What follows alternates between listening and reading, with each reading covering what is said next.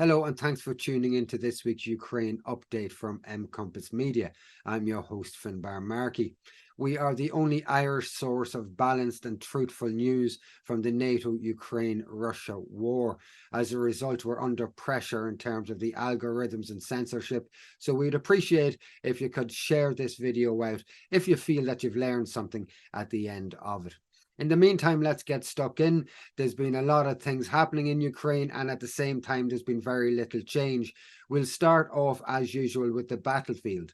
In terms of the general picture, there's very little change as per usual. Way down south in the Odessa region, Russia has again been pounding, particularly the port areas, and we'll show a video of one of those explosions as they happened and the experience of a port worker who was there when one of the Russian missiles landed in an Odessa port. Further on up in the Kherson region, we see continued battles and artillery exchanges and attempts by the Ukrainian forces to establish a strong foothold on the right-hand side of the Dnieper River so that they can advance further towards Kherson and into Kherson region. Moving further up, and we will focus on the Robertina area in more detail. Again, exchanges right along the front line in certain areas where there have been continuous exchanges for months and months. The Ukrainian response in terms of artillery seems to become more and more limited. And this is because it's been reported widely and it's accepted now that the Ukrainians are on their last reserves, strategic reserves, particularly mechanized strategic reserves. So they've taken reserves only this week from the west of Ukraine in Lviv and areas like that and moved it over to the front line, because on the one hand, they're trying to press home this so-called summer counteroffensive, and they're still on the defensive themselves in the north around, as I said, the Kharkiv region, where we have circled red, where the Russians are building up massive forces in what many think is the preparation for the Russians' own counteroffensive or offensive coming into autumn and winter. But it would appear from all reports that Ukraine is on its last reserves. And we are going to focus later on in this week's program on how Ukraine is responding to that in terms of its conscription efforts, not only within Ukraine, but also outside of Ukraine as well. So it looks like Ukraine has maybe 3-4 weeks of fight left in it. And I suppose things could go two ways here. On the one hand, it may mean a cessation to violence if proper negotiations could start. But it's far more likely that this could lead to an expansion of the war beyond what we're seeing at the moment. Ukraine is going to need some time to rebuild its capacity, both in terms of manpower and in terms of machines, of heavy machines of war. So let's see what happens, and we'll keep an eye on this situation. But there's been little change on the battlefield. The Russian Ministry of Defense yesterday announced that for the summer counteroffensive so far, Ukraine has lost 66,000 men. Now, it's hard to determine whether they mean dead or dead and wounded, but there's quite a likelihood that they mean dead. And that 66,000 men essentially died or were severely injured, at least for what has amounted to a few square kilometers in the Robertina area. And that's what this map is showing at the moment. So this is Robertina. Over here, you'll see me just moving the cursor over. This map is courtesy, by the way, of Military Summary Channel, and check them out alongside Weeb Union and other channels. And they don't always agree on developments, but they do have a lot of sources. And when you put what they bring us on a daily basis, sometimes 2-3 times a day, what they bring us allied to other sources, it gives us a balanced view generally of what's happening in the battle areas in Ukraine. So this is Robertina. The Ukrainians have made every effort to try to take what is now a pile of rubble. Before the war, it had a population of between 400 and 500 people. It would appear that 66,000 men have died for this pile of rubble that originally had around 400 to 500 people living in it at its height. 66,000. There are efforts by Ukrainian forces to move over to Verboba, over to the right-hand side in this map. But what has actually happened is, by pushing their forces over in this direction, they're trying to widen out a front line for themselves of some sort, but they're actually going into a fire hole in which they're losing so much materiel and so many men that are just being bombarded by Russian artillery. And it's almost like Russia has planned this in a way. It's so ideal for them in terms of the situation. By sending their forces over there, they have limited their efforts here in Robertina, and reports have come in today that the Russians have taken back the south of the village and are moving into the west of the village as well. So all of this sacrifice, all of this death, ultimately for what? For very little. 66,000 dead, entire army that has been built up for this counteroffensive destroyed, and preparations for another army, and we'll look at that in a few minutes. As I mentioned earlier, the port city of Odessa, which is numerous ports along its coastline, has come under constant bombardment from Russia since the end of the grain deal. Odessa ports have been and continue to be used by the Ukrainian military, so they are seen as authentic military targets by the Russians. There was a particular port strike 2 evenings ago. It was filmed by a port worker. It is phenomenal footage from the point of view of revealing the experiences of workers who are in areas that are affected by this war. We'll have a look at this video and we'll come back in a wee minute.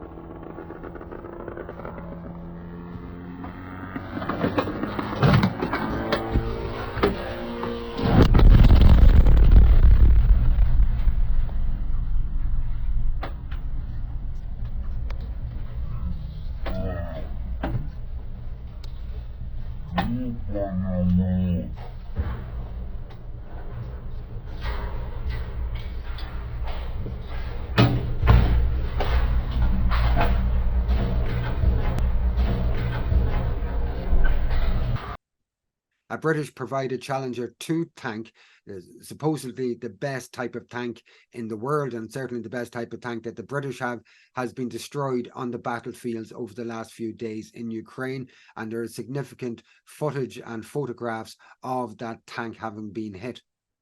Here's just a picture of that Challenger 2 tank in flames, smoke pouring out of it. I've seen a video. It may be a second Challenger 2 that has been hit, but it may also be the video of this particular hit.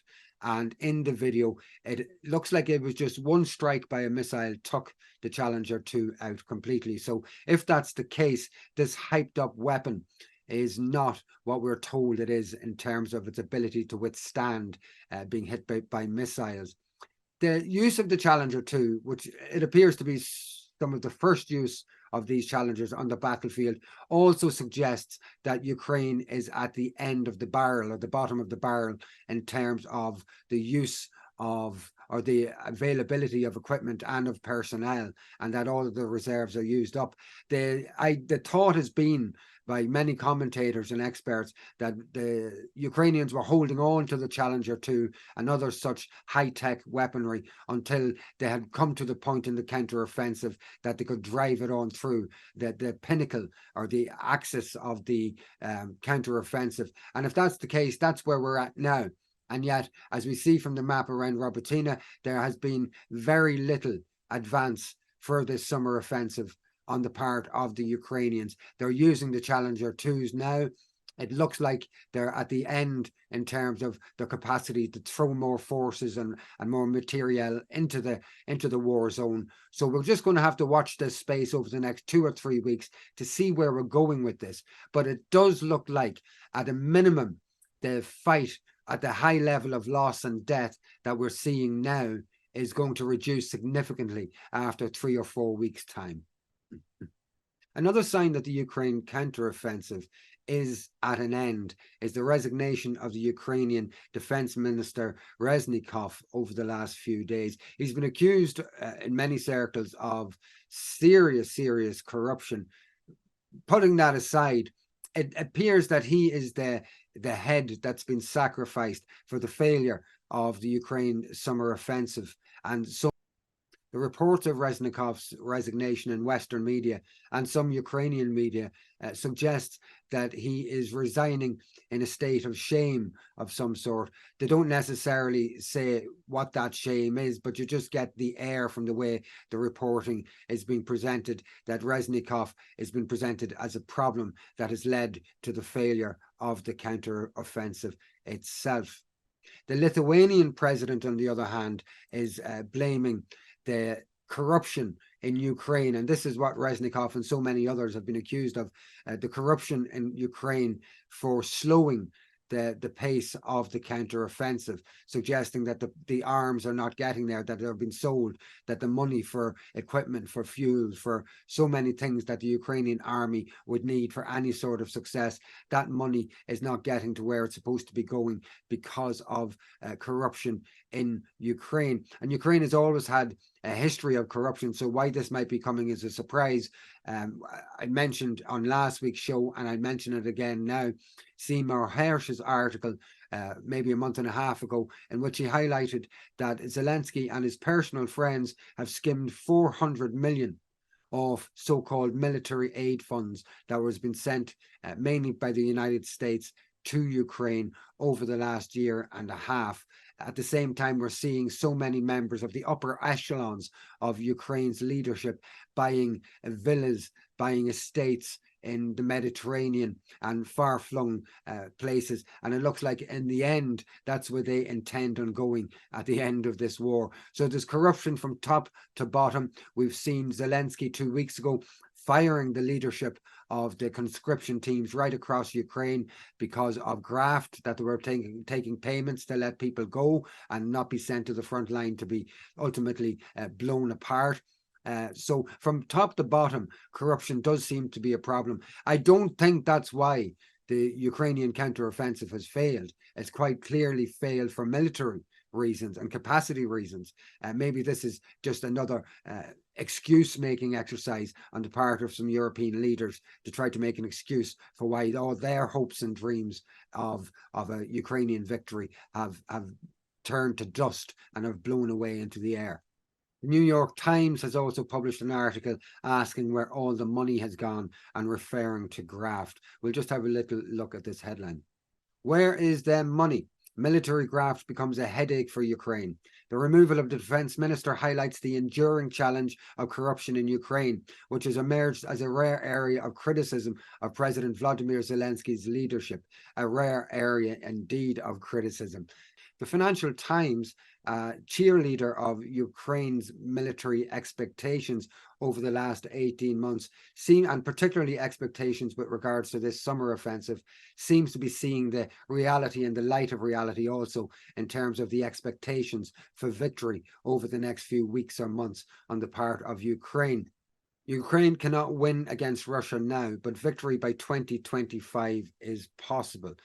So these are all newspaper publications and online publications that were adamantly sure that Ukraine was going to use a phrase, kick Russia's ass in this counteroffensive.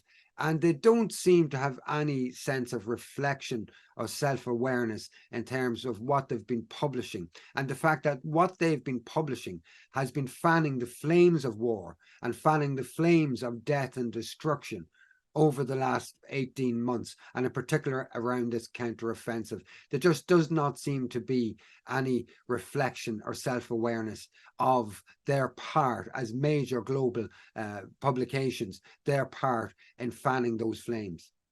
Now that the counteroffensive seems to be lost and Ukraine has the only option of negotiation or fighting on after building up a new army, it appears that they've already opted for the second option, or the latter option, of building up a new army, because their conscription efforts have dramatically increased over the last couple of weeks in terms of not only their attempts at conscripting eligible people under the law over the last short while, conscripting them and strong arming them into the military, people who have already been identified and chosen. But they've also expanded the demography of people that they are conscripting. So women are to be conscripted into the Ukrainian army.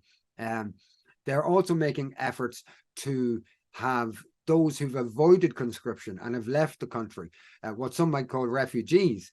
They're attempting to have refugees deported from European countries back to Ukraine to be sent to ultimate death on the front line. And this is happening already. Reports are coming out in Poland.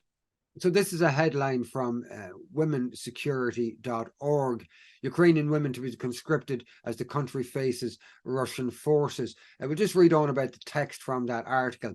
With over 100 Russian troops on the country's border, Ukraine's Ministry of Defense has updated regulations to expand its national reserves by requiring more women to register with the armed forces. Now, women working in a wide range of professions, including librarians, journalists, musicians, and psychologists, will be required to register for potential combat service. Women have been included in Ukraine's military since 1993.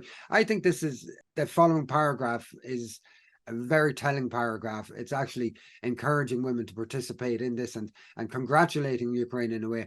This sends a powerful signal to Moscow that Ukrainians are ready to resist, said Oleksandra Ustinova, a member of Ukraine's national parliament. The MOD will be issuing more information about the registration process over the next few weeks. Now listen to this. Security Women supports Ukraine's government for encouraging women to play their part in the country's defence and hope more women will gain positions of command, enabling them to show their leadership skills. So women's security are not concerned with regards to the origins of the war, the death, the destruction that's involved in this war. They're just hoping that more women get promoted to senior ranks within the military as a result of this war. I think that's such a sad reflection on not only this publication and this organization, but to anybody who would agree with such sentiments. The Economist ran a recent article highlighting the fact that thousands of Ukrainian males are avoiding conscription by leaving the country. It seems on the one hand that the Western media are starting to realize that not everybody's willing to fight, but it also seems to be a softening up that's occurring within Western media, preparing the populations for the deportation of men back to Ukraine to have them massacred on the front line. And I'm not sure what people's opinions are with regards to whether somebody in Western Ukraine, for instance, in Lviv, has a genuine case to be a refugee in Europe. Some people would argue, well, they're not strictly been bombed or things like that in that part of the country. But I don't think anybody can disagree with the notion that it's just not right to send people back, refugees, back to their ultimate death. And that's what is being done, I believe, in Poland and what's being planned for the rest of Europe, including the UK as well, may I add, that young men, middle-aged men and older men, because there's men up to 60, being conscripted in Ukraine to be sent to the battle lines. We just have a headline from The Economist on that issue. Thousands of Ukrainian men are avoiding military service. There are many ways to do it. So this article highlighted in a certain amount of depth how people are avoiding conscription. And this comes off the back of Zelensky clamping down on the conscription teams for their graft, as we mentioned earlier, over the last couple of weeks. This following article is an article from the Kiev Post. I have no faith or trust whatsoever in the Kiev Post. I believe it's a Western intelligence funded publication. But it's an interesting headline because they contribute significantly to the narrative. A lot of Western media will copy and paste from the Kiev Post. So here's the headline. Poland may start to extradite Ukrainian draft dodgers. Ukrainian lawmakers suggest that Kiev should begin extradition procedures for men of military age who have illegally escaped to Poland and other EU countries thanks to bribes. There's a website called Visit Ukraine, and it's running a headline, extradition of Ukrainians from abroad, who can be returned to the homeland and how. So we look at this article in a little bit more detail. Who can be extradited? The other day, the head of the Servant of the People faction, David Arkamia, said that Ukrainian law enforcement officers could request the extradition of people who went abroad on forged documents from the Military Medical Commission to almost any country in the world except Russia. The information was later confirmed by Fyodor Venislavsky, a member of the Parliamentary Committee on National Security, Defence and Intelligence, the President's representative in the Verkhovna Rada. According to him, it is legally possible to use the extradition mechanism to return to Ukraine men who went abroad with purchased certificates from the Military Intelligence Service. Such a mechanism is possible when a person bought a certificate when he illegally crossed the state border on the basis of false documents. This is a question for law enforcement agencies, how they will quickly register proceedings and notify of suspicion, he said. So this is a law that has been enacted. Poland is already doing it. They clearly, from statements and articles like this, we can garnish that there is intention to do this all around the world except in Russia. So your country, wherever you are, is going to be requested to send men to their ultimate death to take bullets on the battlefield. And I think it's a matter for every individual's conscience to decide how they should act and what they should do in response to that at a local and a personal level. And just on the subject of conscription teams in Ukraine, we regularly show videos of the harsh means and methods used to capture men on the streets of Ukrainian towns and cities and send them off to the front line against their will. We are being told in the West, as you want to call it, you know, in Europe, in the UK, in America, in Australia, places like that, we are being told that this is a brave army of Ukrainians that want to fight the Russians to the last man. But in reality, these videos portray something very different. The first video I'm going to show you is really, it's a Kafka-esque type of video in the sense that it's the guy who wakens up to find the conscription team standing over him in his bedroom. The second video is, again, it's a common video of violence being used against men who don't want to be sent to their death. Добре, давайте. Знімаю відео. Що ви тут робите, хто вас сюди позвав? Давай. Ні, я знімаю, куди їхати, що ви робите на частній території. Ми зараз їдемо на воєнкомат. Ви покажіть мені, ви До одного місця. порізався. Чим? Ну яка різниця, порізався, дивися. Ти употребляєш чи що? Ні, не употребляю. Ви покажіть свої документи, що ви тут робите і що ви робите на частній території. Документи ваші можна? Паша, ти хочеш по-нормальному? Я по-нормально, я не здіваю, я ж вам кажу, повторяю. Поїхали. Ви зайшли на частну територію. Що ви тут робите? Ти власник? Показують? Ти власник? Да, Де власник. пише, що ти власник? Яка різниця, да, ви зараз на частній... Ти мене питаєш...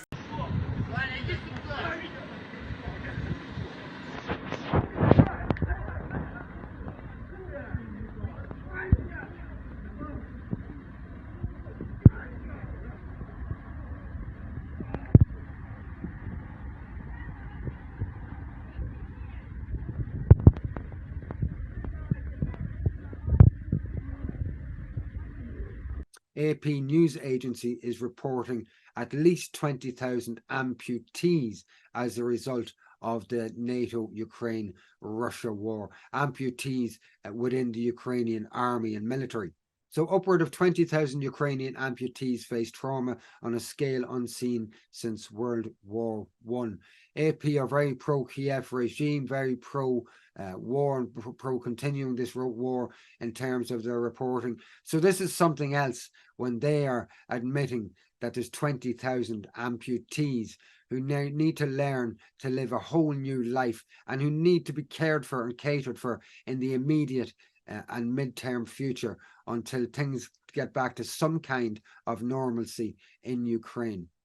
Ukraine's Center for Economic Strategy has just published a report highlighting that between 5 and 7 million members of the Ukrainian population have left since the start of this war, have fled the war, fled quite often conscription, but also fled the fear of death and destruction as a result of this war. And the report also highlights the likelihood that many of these refugees will not return and do not plan to return to Ukraine. The war is not over, and there is a likelihood as well that those figures are going to go up. The persecution of the Orthodox Christian Church in Ukraine continues this week with the closure of the Holy Epiphany Convent in Terryopil diocese. This is one of many acts that have resulted in the closure of holy institutions and churches and monasteries and convents right across Ukraine over the last 18 months. We'll have a look at this video. We'll come back in a wee minute. Фото на пам'ять. Фото на пам'ять. Можете відвернутися? Ми ж хочемо вас бачити. Ужас.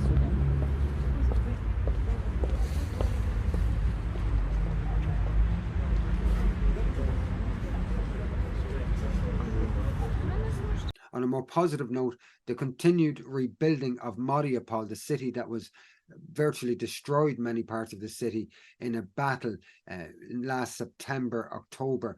The continued rebuilding of that city by the Russians continues. We have shown videos over the last few months of amazing feats of engineering and construction where entire areas have been rebuilt and what it would appear to be improved as well. The latest is the opening of a new school in Mariupol. We'll have a look at this video. We'll come back in a wee minute.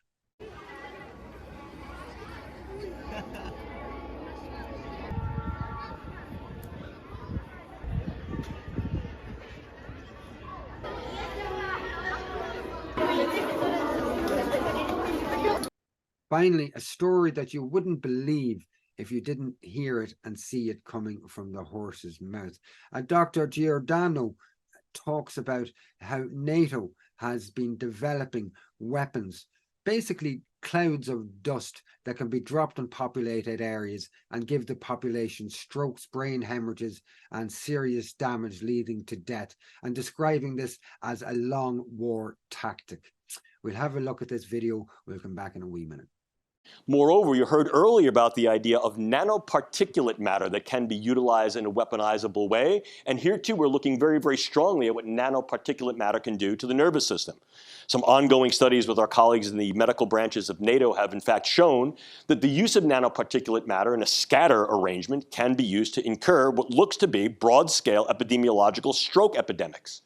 So what we're able to do here is infiltrate the brain space with nanoparticulate matter that aggregates in situ, on site in the brain, and does one of two things. Either penetrates from the vascular space, gets in through the bloodstream, gets in through the nose, through the mucosa, or infiltrates the vascular space and clogs it. What is the result? What's called a nanoparticulate stroke, or a hemorrhagic diathesis, fancy word, for it's a predisposition to individuals having brain bleeds. Demonstrated? Oh, absolutely. We're able to show animal models of same, and the Italian group has done a fair amount of work demonstrating that nanoparticulate matter can be highly disruptive, not only of brain vascularity, but brain function.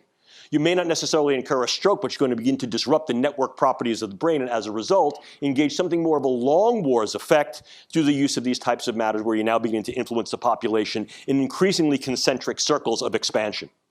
Just to point out to people that that seems to be a presentation to the American government or the Pentagon, or at least people high up in US echelons. So this is from the horse's mouth. And to me, it sounds like absolute insanity. We'll watch this space with regard to that and other similar developments, such as biolab weapon revelations that are coming from Ukraine as well. In the meantime, that's all we have for today's show and this week's show. Thanks for tuning in. As I say, we're battling the algorithms. People don't like the truth. At least the big corporations don't like the truth. As a result, we're shadow banned everywhere. So we would really appreciate if you could like and share and subscribe this program and to M Compass Media where you can. Thanks for tuning in, folks. We'll see you next week.